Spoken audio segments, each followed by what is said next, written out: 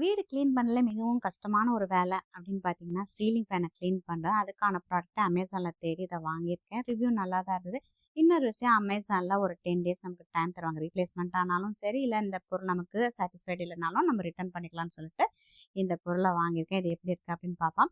இதில் வந்து வெறும் சீலிங் ஃபேன் மட்டும் தான் க்ளீன் பண்ணலாமா அப்படின்னா, சீலிங் ஃபேனை க்ளீன் பண்ணலாம். அது மாதிரி பார்த்தீங்கன்னா, கிரில் கம்பிலாம் இருக்குல்ல, ஃப்ரெஞ்சு டோர்லாம் வச்சோம்னா பெரிய கிரில் கம்பிலாம் ஸ்டூல் போட்டு தான் நம்ம க்ளீன் பண்ணோம். இதை வச்சு நம்ம க்ளீன் பண்ணிக்கலாம் அப்படின்னு சொல்லிட்டு எல்லாமே அதாவது 3 பர்பஸ் சீலிங் ஃபேனை நம்ம க்ளீன் பண்ணிக்கலாம்.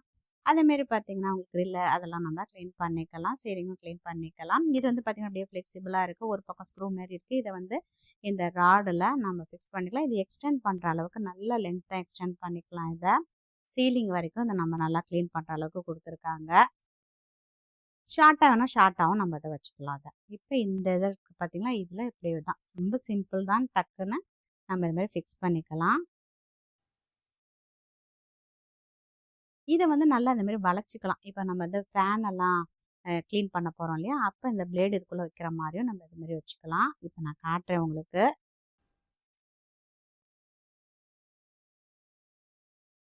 இது பானா ஷேப்லேயும் வச்சுக்கலாம், அந்த வி ஷேப்லேயும் வச்சு நம்ம க்ளீன் பண்ணிக்கலாம்.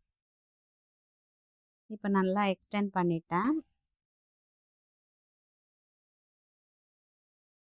இன்னும் கொஞ்சம் பானா ஷேப்பில் வச்சுக்கலாம் அப்படின்னு சொல்லிட்டு அடுத்தது பானா ஷேப்பில் வச்சுட்டேன்.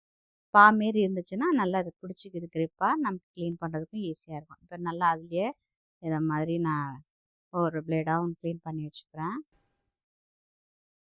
ஏன்னா இந்த சீலிங் ஃபேன் அப்பப்போ நம்ம க்ளீன் பண்ணிட்டோம்னா மாதம் ஒரு வாட்டி க்ளீன் பண்ணணும். அது முக்கியமாக கிச்சனில் வந்து அப்பப்போ நம்ம க்ளீன் பண்ணால் தான் நீட்டாக இருக்கும். அடுத்தது பார்த்திங்கன்னா இந்தமாரி கிரில்லாம் இருக்கு இல்லையா, அதுலேயும் நான் இது வந்து க்ளீன் ஆகுதான்னு சொல்லிட்டு, ஏன்னா துணியை வச்சு நம்ம துடைக்கிறதுக்கு இது கொஞ்சம் ஈஸியாக இருக்குது.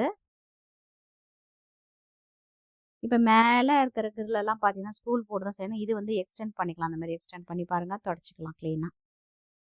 அதாவது வீடு கட்டுறது வந்து பெரிய விஷயமே இல்லை. அதை க்ளீன் பண்ணி மெயின்டைன் பண்ணுறது தான் கொஞ்சம் கஷ்டமான வேலையாக இருக்கும்.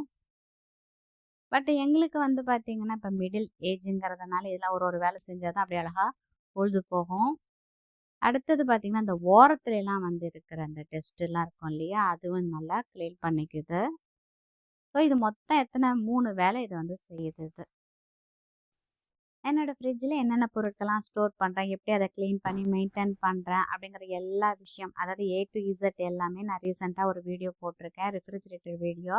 உங்களுக்கு டைம் கிடைக்கும் போது பாருங்கள். அடுத்து ஒரு இன்ட்ரெஸ்டிங்கான வீடியோவில் பார்க்குற வரைக்கும் நன்றி. மீண்டும் சந்திப்போம்.